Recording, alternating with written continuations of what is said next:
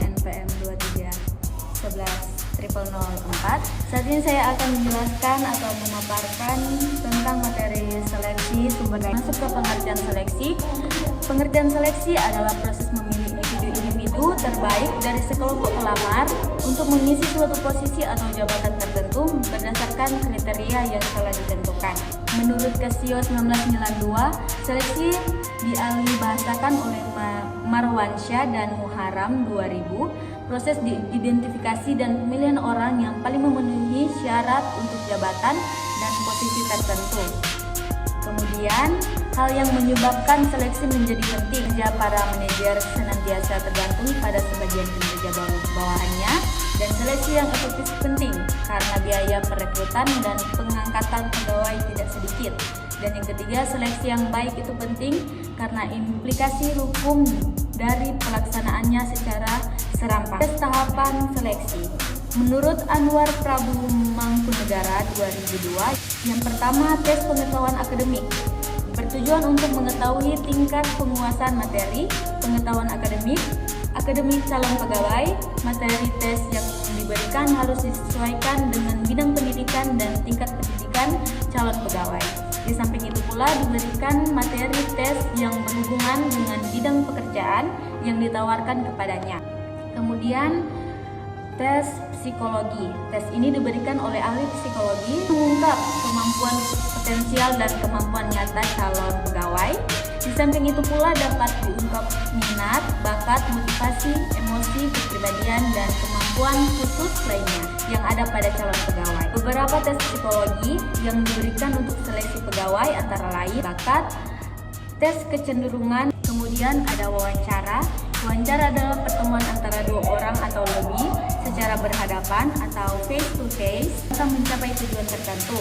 Cara seleksi merupakan salah satu teknik seleksi pegawai yang dilakukan dengan cara tanya jawab langsung untuk mengetahui data pribadi calon pegawai. Memenuhi persyaratan kualifikasi yang telah ditentukan perusahaan. Berikutnya adalah proses seleksi menurut Agus Sunyoto 2008. Ada 5. Itu yang pertama pemilihan awal, yang kedua pemeriksaan surat lamaran, dan yang ketiga ujian-ujian saringan, yang keempat pengecekan narasumber atau referensi. Kemudian masukkan faktor-faktor penting yang harus diperhatikan dalam seleksi. Yang pertama, kesesuaian dengan kualifikasi jabatan. Di dalamnya adalah ada keahlian teknis, pendidikan, dan pengalaman kerja. Faktor-faktor penting yang harus diperhatikan dalam seleksi. Kemudian yang ketiga, keterampilan interpersonal. Di dalamnya ada komunikasi, kerjasama tim, dan kepemimpinan. Kemudian yang keempat, nilai dan budaya perusahaan. Yang di dalamnya juga ada keselarasan nilai dan komitmen terhadap misi perusahaan. Kemudian ada hasil tes dan wawancara. Proses seleksi, beberapa masalah umum yang sering ditemukan meliputi kurangnya kerjasama kriteria dan deskripsi pekerjaan, ketergantungan pada metode seleksi konvensional, proses yang terlalu lama, dan jumlah kandidat yang sedikit, hingga kendala dalam mengukur kualitas kandidat. Kemudian ada masalah-masalah yang ditemukan dalam seleksi. Yang pertama, kurangnya kejelasan kriteria dan deskripsi, dan yang kedua, proses yang terlalu lama dan berbelit-belit, dan tiga, jumlah kandidat sedikit dan sulitnya mengukur kualitas. Keempat, bias dalam proses seleksi. Kelima, pasar kandidat yang kompetitif. Solusi untuk mengatasi masalah-masalah tersebut. Pertama, perjelas kriteria dan deskripsi pekerjaan. Kedua, gunakan metode seleksi yang tepat. Ketiga, efisiensi proses. Dan meminimalkan bias. Ketiga, yang terakhir, lakukan background check.